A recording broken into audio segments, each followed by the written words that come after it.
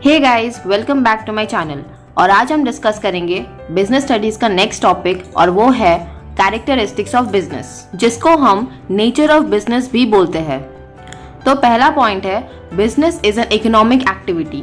तो सबसे पहले हम बिजनेस क्यों करते हैं? हम बिजनेस करते हैं प्रॉफिट अर्न करने के लिए, ताकि हमारा लाइवलीहुड चल पाए, और इसीलिए ये एक इकोनॉमिक एक्टिविटी है, क्योंकि यहाँ पे जो भी काम किया जाता है उसका मेन मोटिव होता है प्रॉफिट अर्न करना।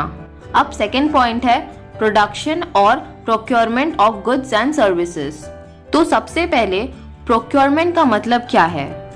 It is the process by which an organisation buys the goods and services it needs from other organisation.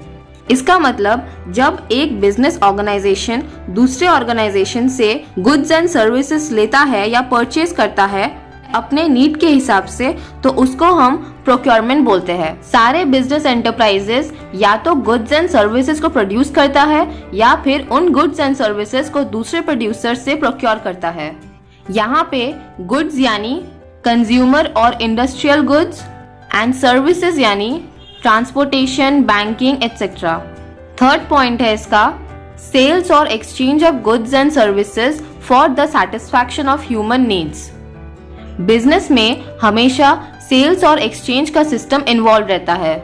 यहाँ पे जो प्रोडक्शन होता है गुड्स एंड सर्विसेज का, अगर वो सेल्फ कंजम्पशन के लिए होते हैं तो उसको हम बिजनेस नहीं बोलेंगे।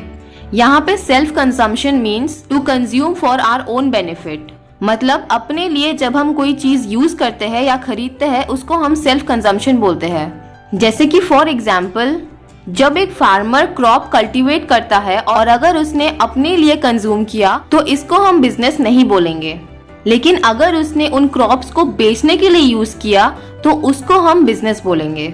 अब इसका फोर्थ पॉइंट है डीलिंग इन गुड्स और services on a regular basis, मतलब बिजनेस में सेल्स और exchange of goods and services regular basis पे होते हैं, यानी कि इन अ कंटिन्यूअस प्रोसेस। यहाँ पे जो बाइंग एंड सेलिंग का जो प्रोसेस होता है वो एक दो बार करने से नहीं होगा, तो इसीलिए उसको हम बिजनेस नहीं बोलते हैं। अगर buying and selling of goods and services continuous process पे होता है तभी हम उसको बिजनेस बोलेंगे।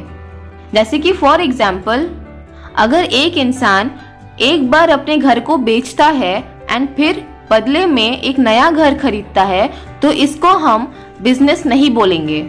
लेकिन अगर उसने रेगुलर बेसिस पे मतलब कंटिन्यूअस प्रोसेस पे घर को खरीद के बेचता है तो उसको हम बिजनेस बोलेंगे। फिर है इसका फिफ्थ पॉइंट जो है प्रॉफिट अर्निंग। बिजनेस का मेन पर्पस या मोटिव है प्रॉफिट अर्न करना, यानी कि अगर कोई कुछ एक्टिविटी करता है एंड इन रिटर्न उसको प्रॉफिट नहीं मिलता है तो वो बिजनेस नहीं है, और जनरली बिजनेसमैन प्रॉफिट के बिना सर्वाइव नहीं कर सकता है।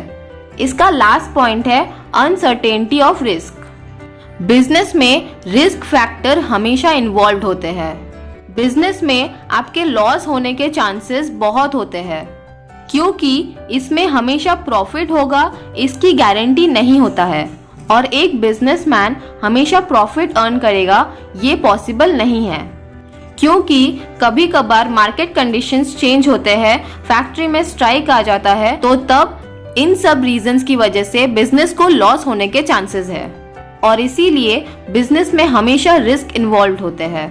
सो फ्रेंड्स, आज के लिए बस इतना ही, और अगर आपको मेरा ये वीडियो अच्छा लगा तो please do like and share, और अगर आपके पास इससे रिलेटेड कोई भी डाउट्स है तो आप कमेंट बॉक्स पे शेयर कर सकते हो। And friends, don't forget to subscribe my channel.